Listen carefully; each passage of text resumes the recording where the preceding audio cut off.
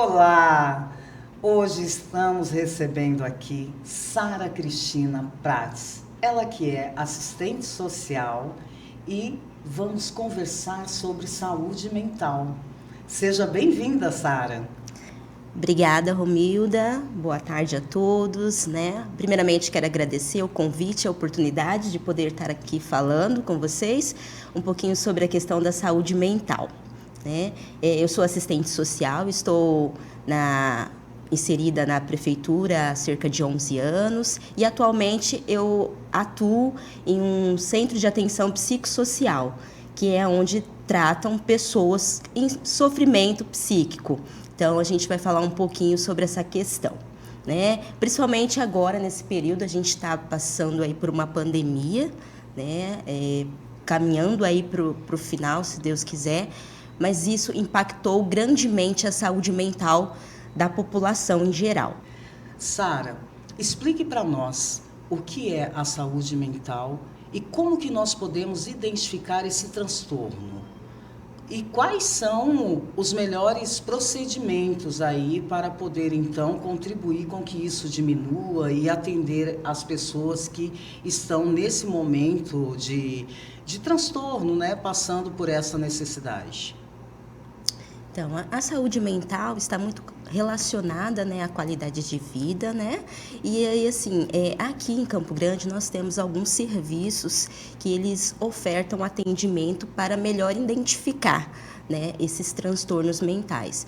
E aqui no caso, a gente pode contar com os Centros de Atenção Psicossocial, que são os CAPs, e lá o paciente ele vai chegar, ele vai passar por um acolhimento, esse acolhimento vai ser com um profissional que vai estar destinado naquele dia e vai fazer uma escuta com esse paciente. E a partir dessa escuta, vai se direcionar se realmente é um paciente que ele precisa de um atendimento em CAPs, ou se é um paciente, no caso, que pode ser atendido numa unidade básica de saúde, se ele tem um transtorno grave, né, ou se ele tem um transtorno leve, moderado, que pode ser acompanhado, às vezes, até na unidade básica de saúde.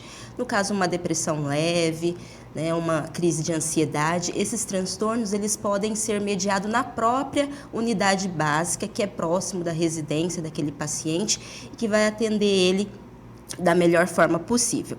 Agora, se nesse acolhimento é identificado que esse paciente já tem um transtorno um pouco mais severo e precisa de um olhar especializado, né, no caso de uma equipe multiprofissional, psiquiatra, psicólogo, esse atendimento será direcionado aos CAPs, né? Aqui em Campo Grande a gente atende por área de abrangência, no caso atualmente eu estou inserida no CAPs situado na região do Aerorrancho, e lá a gente atende a região aí Anduizinho, né? E tem os outros, caso chegue algum paciente até nós que não pertença a essa área, a gente faz mesmo assim essa escuta e direciona esse paciente para a unidade que atende a sua área de abrangência. Certo.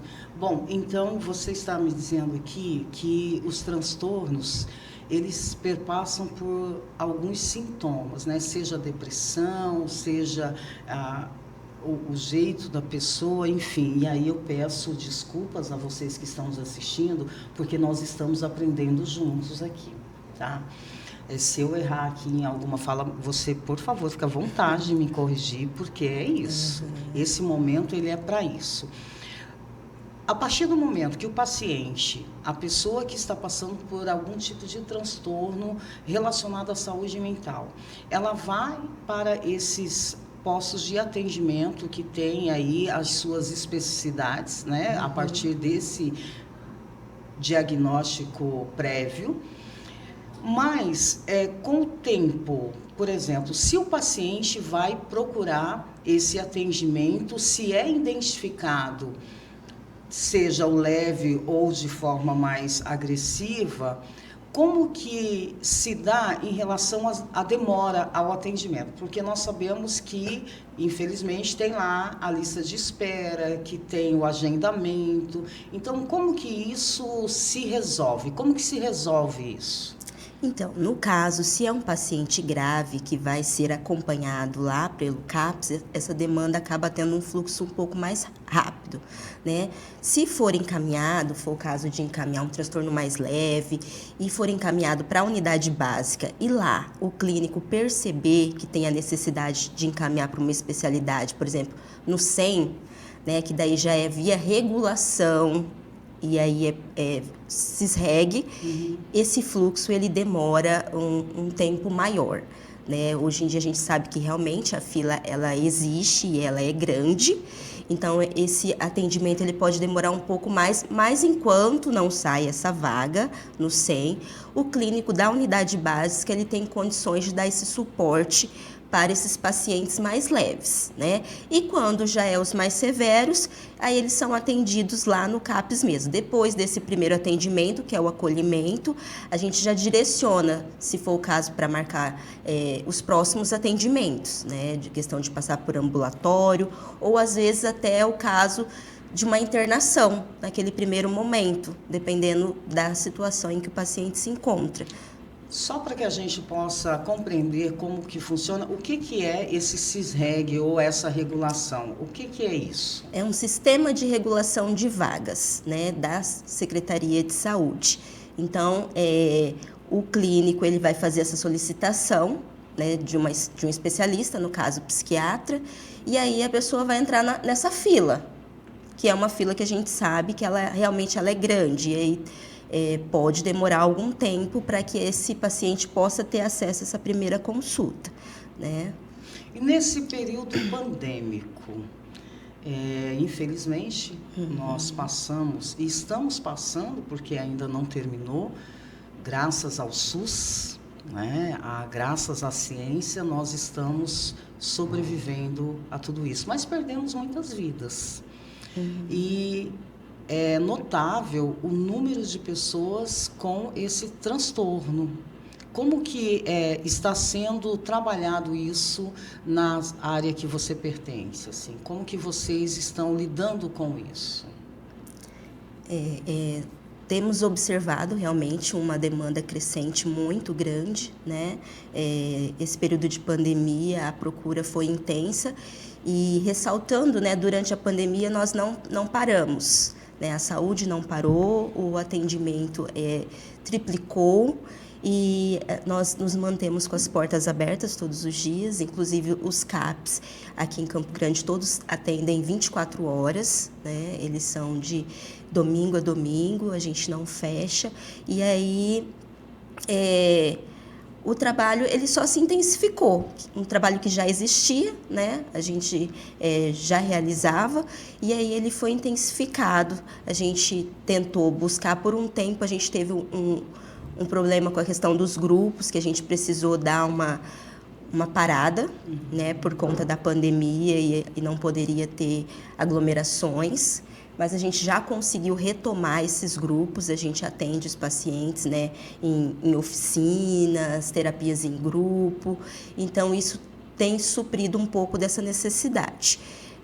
Porém, ainda, como todo serviço, a gente precisa ainda avançar muito, né?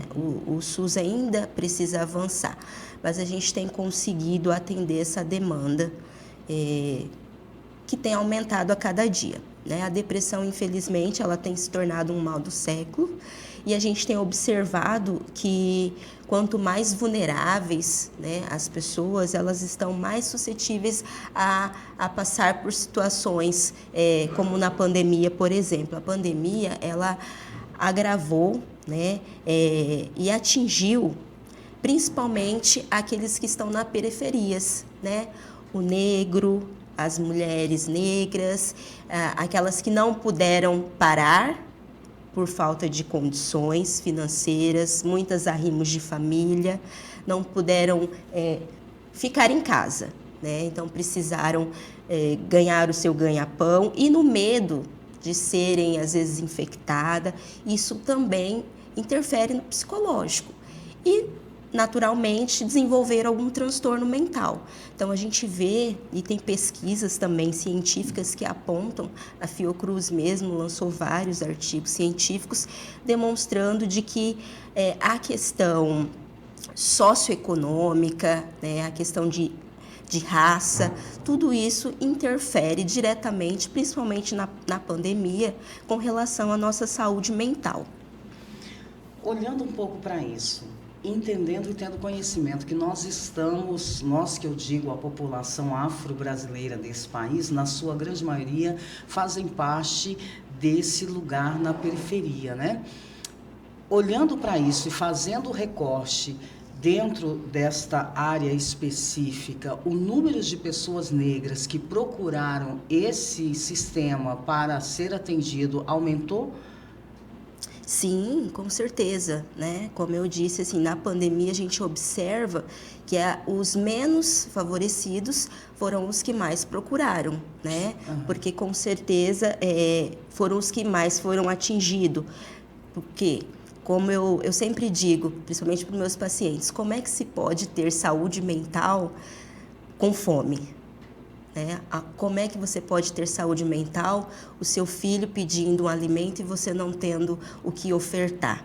Então, isso com certeza atinge diretamente a saúde mental da população. E essa população é quem? Os mais vulneráveis, né? Aqueles que se viram sem renda, se viram sem o trabalho.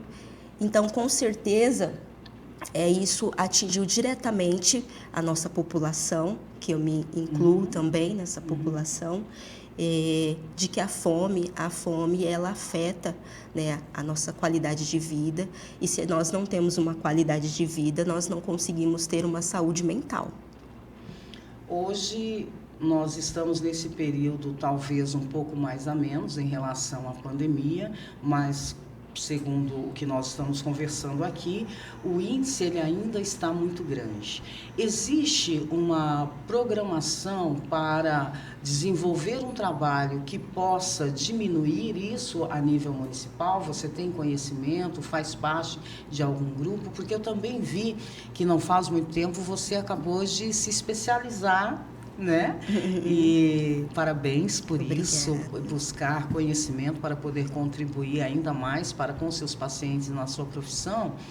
Mas o que tem em relação ao município para contribuir com que isso diminua em relação aos pacientes? Existe algo?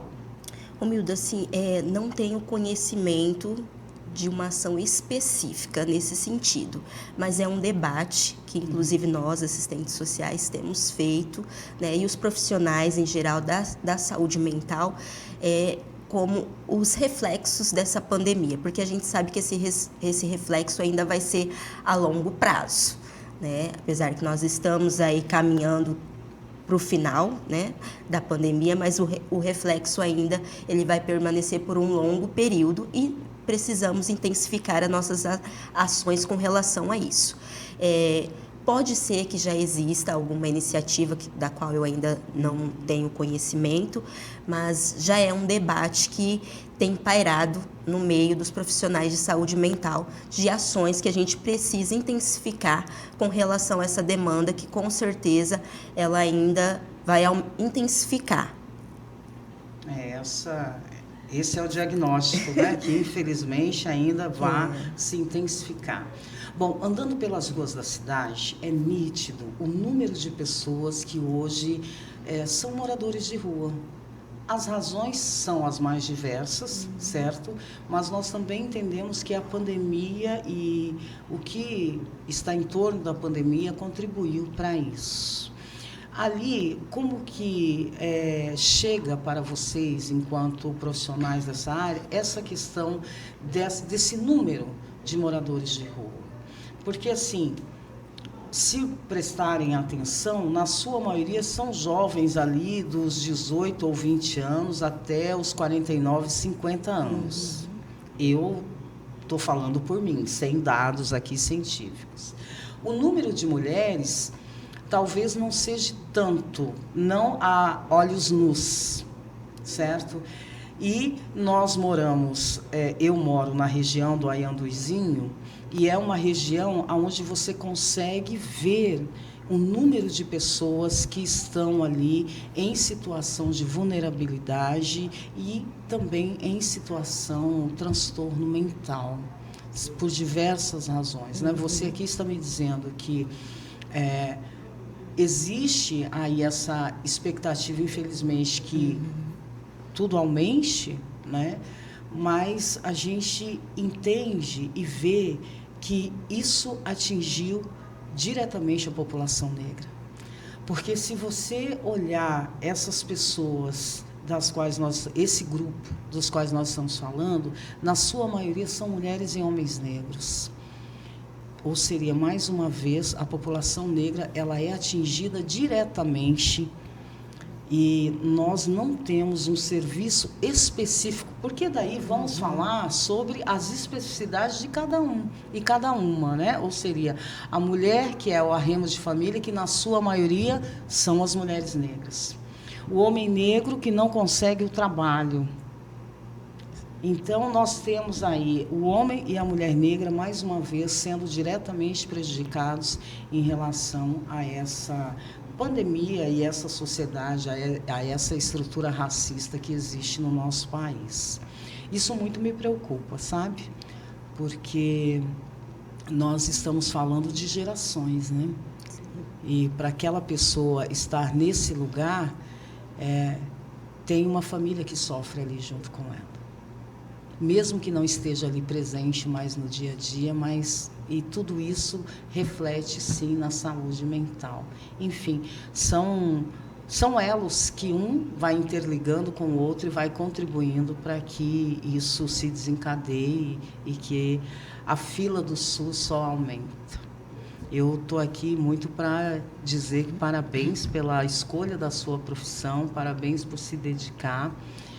E também para saber de você, Sara, vou aqui, né? Sara Cristina Prates, você é natural de Campo Grande? Não, eu sou natural de Paranavaí, Paraná. Sou formada na Unespar, que é a Universidade Estadual do Paraná. Me formei lá e passei no concurso público, né, aqui em Campo Grande, em 2011, 11/11 de 2011. Uau. E aqui estou, né? A minha mãe já tinha vindo anteriormente para Campo Grande, a gente ficou um tempo aqui, mas a minha família é toda do Paraná. Sou paranaense. Paranaense. E veio para cá, terminou os estudos, prestou o concurso e veio. E vim, e aqui estou. E tomou água de Campo Grande e não volta mais. Não é isso? Que bom, Sara. Nessa atual conjuntura que está o nosso país, nesse atual momento do qual a nossa sociedade está vivendo, em especial a população afrodescendente, você, enquanto mulher negra, o que você tem a dizer em relação a tudo isso, assim? Eu acredito que este momento é um momento de muita reflexão, né? A gente precisa refletir sobre toda essa conjuntura. A gente está passando aí um período de escolhas e eu acho que mais do que nunca a gente precisa priorizar o nosso povo, né? As nossas mulheres negras, os nossos homens, a nossa comunidade, que mais do que ninguém sabe as suas dores, que sabe a luta que é a do nosso povo negro, que por mais que se fale, hoje em dia a gente ainda escuta que o povo negro não sofre preconceito, que isso é mimimi. Basta só querer que consegue. Que tudo é a questão da meritocracia, e a gente vê que realmente existe sim, né? O preconceito ele ainda existe, apesar que a gente tenha avançado pouco, mas ele existe. Então a gente precisa refletir e estar ao lado de quem realmente luta pelo nosso povo, né? Então a gente precisa refletir, é um momento, nós estamos passando por um desgoverno terrível, e eu acho que mais do que nunca a gente precisa lutar contra todo esse retrocesso que a nossa população vem passando, porque não tem como, seja saúde mental, qualidade de vida, assistência social, tudo isso está atrelado a políticas de governo. Então eu preciso ter comida na mesa, eu preciso ter educação de qualidade para que eu possa viver bem.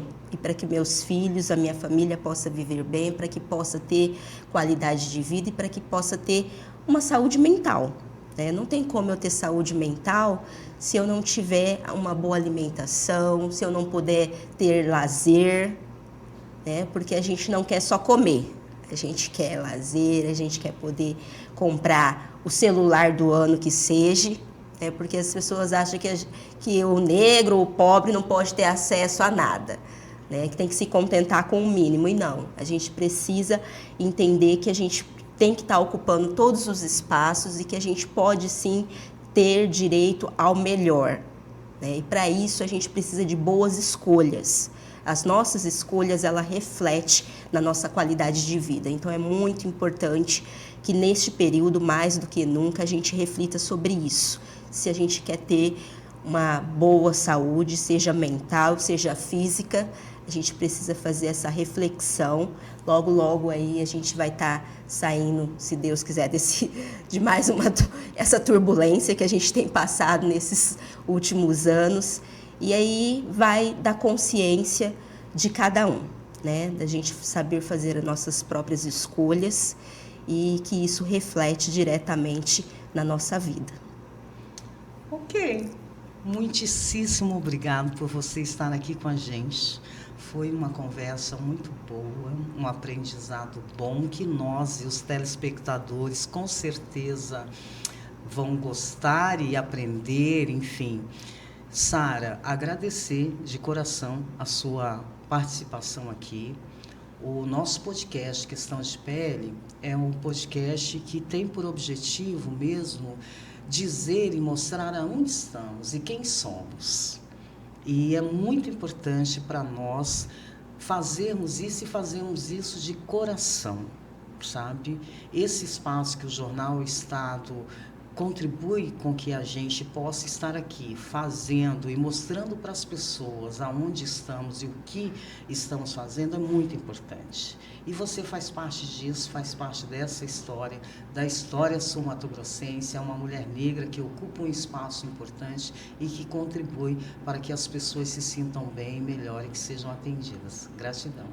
Eu que agradeço pela oportunidade, é uma honra estar aqui, né? Principalmente com essa mulher também, que é uma mulher batalhadora, que eu já acompanho assim da militância, que eu sei que representa muito bem o nosso povo negro. Muito orgulho, grata por estar aqui hoje. Gratidão.